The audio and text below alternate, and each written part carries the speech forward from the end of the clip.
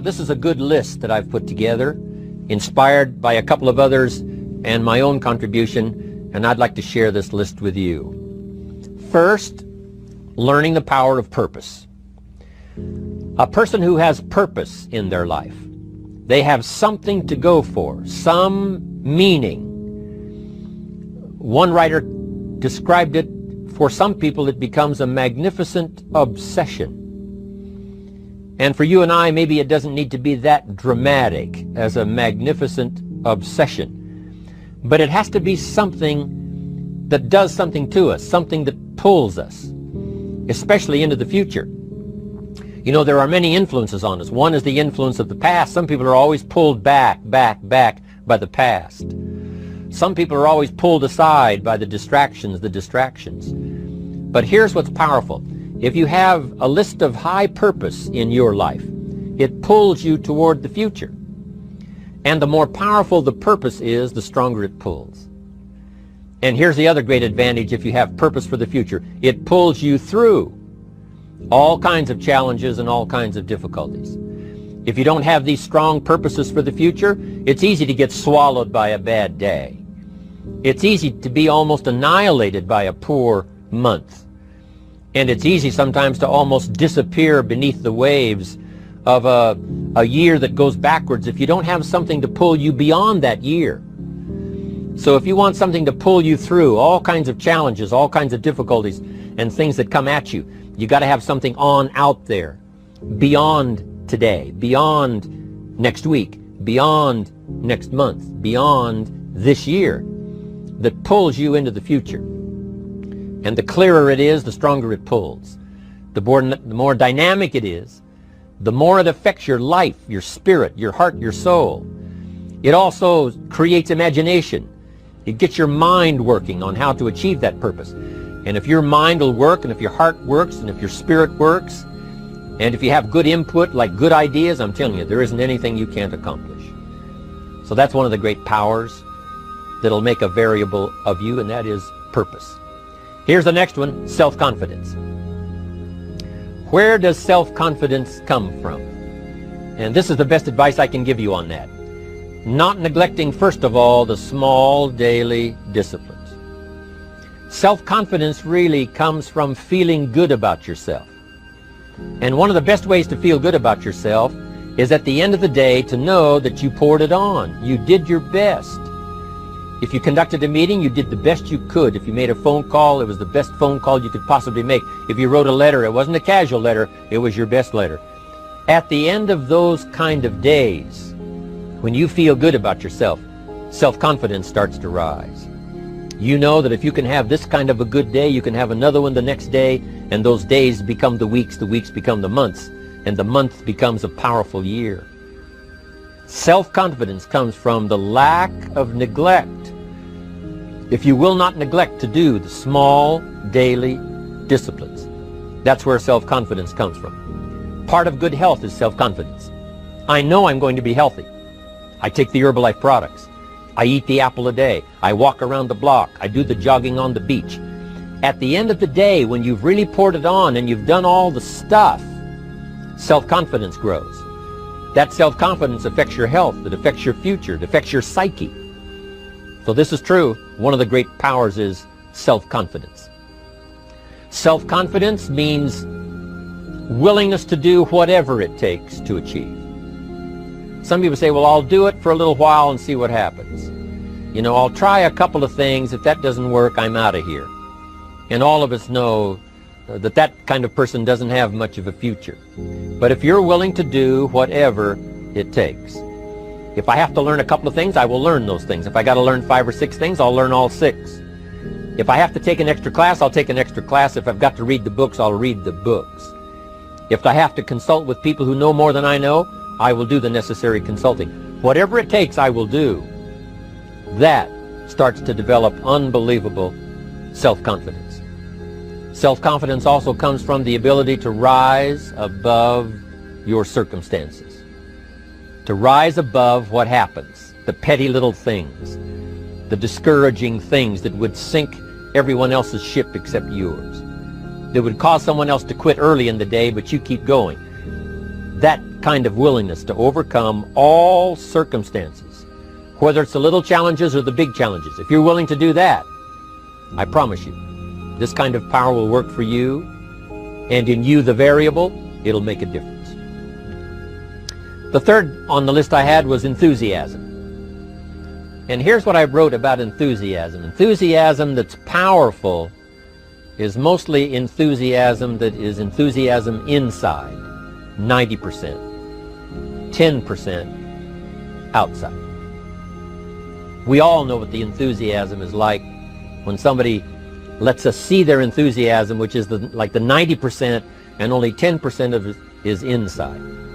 But the enthusiasm that really affects people is not just being loud, but the enthusiasm that runs deep, the enthusiasm that comes from deep inside, created by self-confidence, created by purpose, created by genuine willingness to help other people.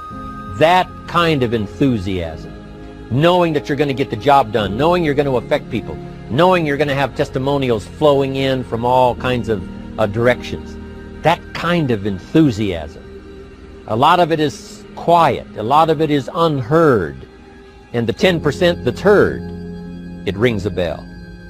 People call it genuine enthusiasm because they know that what you say in the outward display of your enthusiasm is only a small tip of the iceberg of the enthusiasm you feel inside that really motivates you to do the best job you can.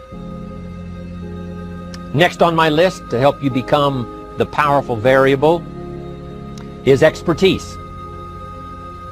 Wanting to excel in all of the skills and settling for nothing less than an outstanding performance. If you're willing to be the best in your field, if you're willing to demand of yourself excellence in skills, to be the best that you can possibly be. In the training, do the best you possibly can. In doing a workshop, do the best you possibly can. Developing the skills of using your personality, developing the skills of language, developing the skills of influence, developing the skills of organizing. If you're willing to be an expert in all of the skills, Herbalife has the way for you to invest those skills and not only make a handsome living, not only make a lot of money, but if you would so desire and if it would be your purpose, a chance to make your fortune. Expertise, excellence in skills. Here was the next one on my list, making a powerful contribution to you, the variable, and that is preparation. Well prepared. And preparation, of course, involves a whole lot of things. A big share of our life is preparing, getting ready. When we go to the first grade in school, we're just preparing for the second grade. After we've finished 2 grades, the 2 grades prepare us for number 3. Sometimes it seems like a long, excruciating time. And the time will just seem like it'll never come when we can finally have the performance that we really want. But it takes time to prepare. It takes time to get ready. And the decisions you make in the preparation time, those are the decisions that last for a lifetime. Preparing to have a good day. It's that preparing, maybe the night before, maybe the couple of days before the day that you're going to put everything together. The preparation for a meeting means that you've taken it serious. The preparation for doing a workshop means you're serious about the workshop. You want to make the best contribution. That kind of preparation is important. But here's preparation that's very vital, and that is to prepare yourself for success. Life seemingly does not wish to waste success on the unprepared. Life says, why waste a fortune on this person? They're not prepared to do the right things with it. They're not prepared to use it wisely. If a fortune was bestowed upon this unprepared person, it would probably be wasted. The people that could have been touched won't be touched. What could have been done won't be done because this fortune will have been wasted on the unprepared person. So not only look for fortune, not only look for the promise, but prepare yourself and ask of yourself, what can I do to make myself ready? Because remember, life was designed not to give us what we want, not to give us what we need, but life was designed to give us what we deserve. Every value in life must be paid for, and those that pay are the ones that get it. It says those that give receive. Someone says, I wish to receive, I wish to receive. You don't have to concentrate on receiving. Just become a good giver. It says those that search will find. Someone says, well, I need to find some good ideas to help change my life for the future. Then to find good ideas, that doesn't come because you need them. It comes because you search for them. If you want good ideas, you got to go after them. You got to go to the class, you got to go to the workshop, you got to go to the training, go to the book, right? You got to go to the journal, right? Go where good ideas are being taught. Go searching, go looking, because good ideas are not going to be wasted on those that are not seeking, searching, well prepared. So, prepare yourself to be ready for fortune when it comes, to be ready for challenge when it comes, to be ready for opportunity when it comes. Opportunity comes along and passes by the person that is not well prepared. I want to prepare myself this year for next year. Yes, I wish to be effective this year, but I'm also thinking of ways, how could I be better? How could my ideas be more powerful? How could they be sharper, more clear? How could I reach some people next year that I perhaps can't reach this year? I haven't reached deep enough into my own soul to affect some people. Some people just pass by and say, hey, what a good speech. But how could I make it stronger than that, deeper than that, more powerful than that? I cannot be as powerful as I could be next year. You know, you can't go to the 10th grade in the 5th grade. You just got to go through the grades. But the more you are prepared, when the 10th grade finally comes, now you can cash in and get 2 times, 3 times, 5 times more value from it by being prepared. I want to do my best this year for Herbalife, but I also want to get ready for next year, 1999. And then when the year 2000 comes at the turn of the century, I want to be well equipped by language, by instinct, by temperament, by personality, by influence, to really be valuable the year 2000, 2001, 2, 3, 4, 5. That's my goal. I'm sure it's your goal. Now here's the next one. There's great power in self-reliance. Self-reliance means you simply look mostly to yourself. It would be nice if someone just gave you this, gave you this, gave you this. It would be nice if everyone did their job exactly as they're supposed to do it. But here's what you've got to do. Primarily rely on yourself. Primarily say, I'm the person responsible. And I will learn the necessary skills so that I can help people learn their skills. If I need lots of people to do certain things to build my organization, that is what I must have. But I've got to be the final backstop. I've got to be the final one that people can rely on. So that if this is missed and this is missed, I can catch up. I can fill the gap. I can do the job. We have to do it when we conduct meetings. We have to do it when we conduct training. We have to do it when we're in a class of just a few. What someone might have missed, we're there to fill in. Self-reliance. Primarily, we're learning to count on yourself. So that you can do this. Never complain and never explain. Here's the next key power, and that's image. There's many parts to image. The image that others see you as, the image you have with other people. And it's very important how other people see you. If they don't see you as a leader, chances are they won't pay attention. If they don't see you as being in control, chances are they won't have the trust. If they don't see you as knowing where you're going, what you want to accomplish, they probably won't follow. But if people can see you, if you have the image of someone that's in charge, in control of your life, your future, your destiny, in control of the situation, if they see that, that kind of image is powerful. It helps to win the day. It attracts other people.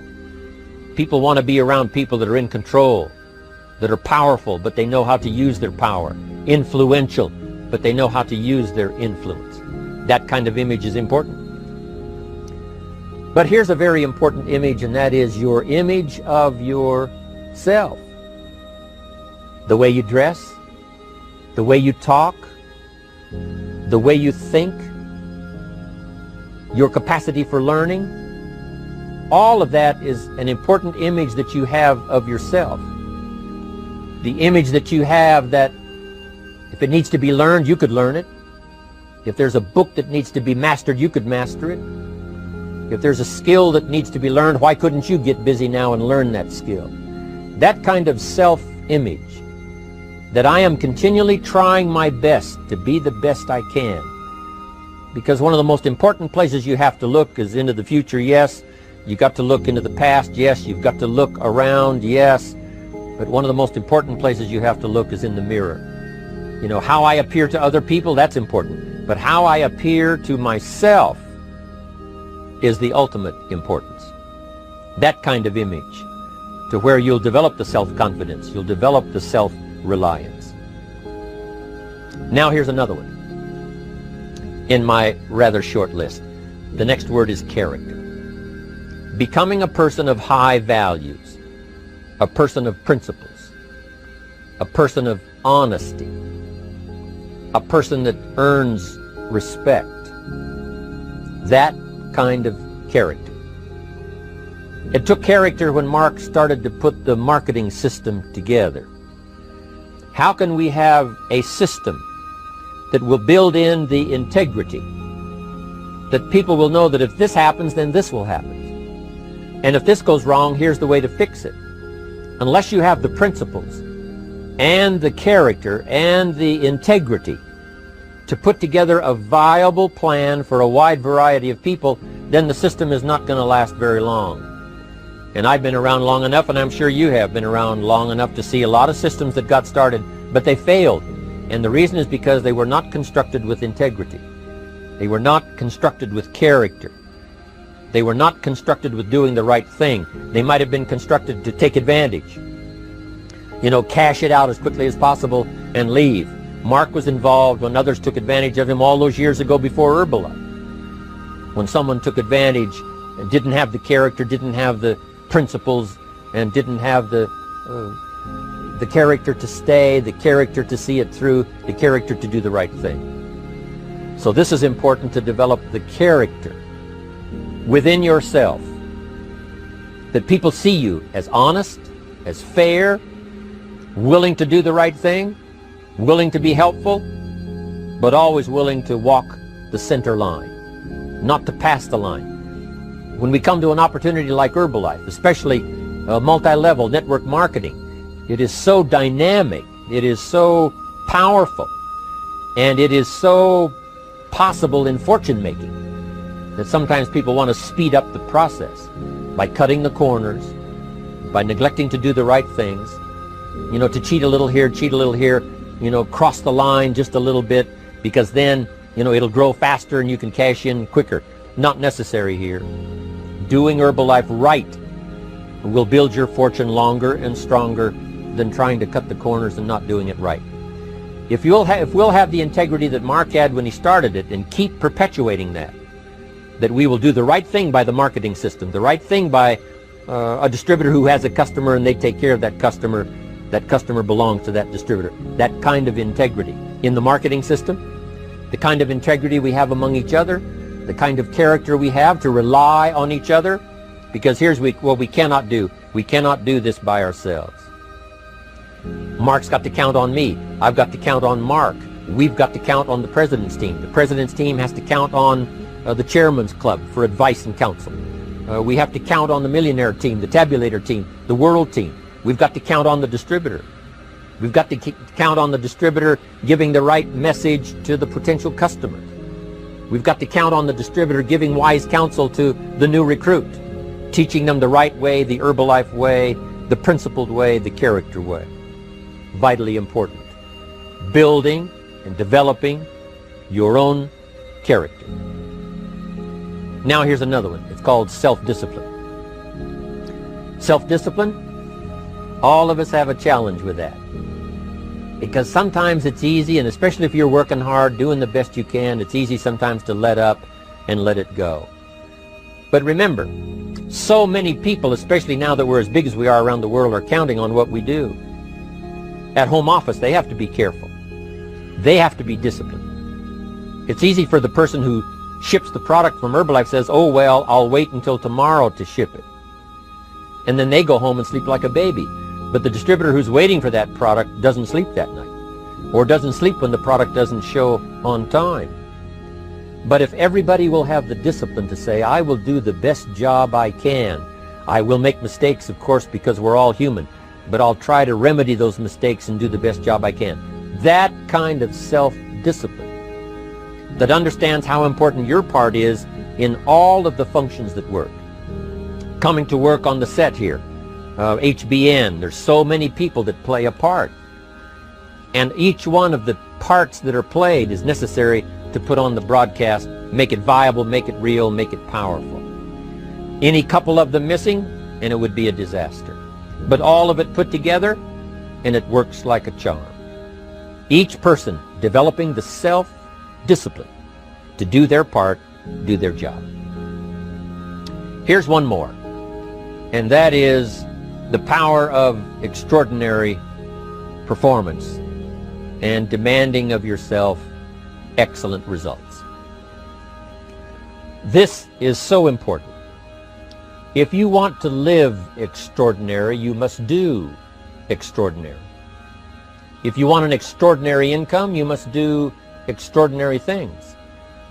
If you want an extraordinary fortune, you must go with the demands of what it takes to have that fortune. Mark has made such a fortune, it's almost beyond comprehension what the numbers really are. But guess what he has the satisfaction of knowing? He earned it all. If he'd have been lax in the performance, Herbalife would not be here these 18 years later. Herbalife would have been a footnote in multi-level history. But because he performed year after year, the 3rd year and the 5th year, and the 7th year and the 10th year, and the 12th year and the 15th year, and now performing well in the 18th year, I'm telling you, that's what makes it such a viable fortune for Mark personally, of course, because he did the job. If we would ask of ourselves that kind of performance, and you've got to ask it of yourself. You know, I can't ask it of you. I would try to inspire you. I would try my best to share with you what it might taste like, what it's like to finally make your fortune. It happened for me. But here's what you must do. You must demand it of yourself. Society does not demand that you not have a heart attack. But if you want to escape having a heart attack, you must demand it of yourself. Society doesn't demand that you take Herbalife and improve your health. You have to demand it of yourself. Society doesn't demand that you jog around the block every morning. But if you want good health, you must demand it of yourself. Society doesn't demand that you read a couple of books a week and improve your intelligence and your knowledge. That you must demand of yourself. Society does not demand that you build a financial wall around your family nothing can get through. That's not a demand of society. But you must demand it, if you wish it, you must demand it of yourself.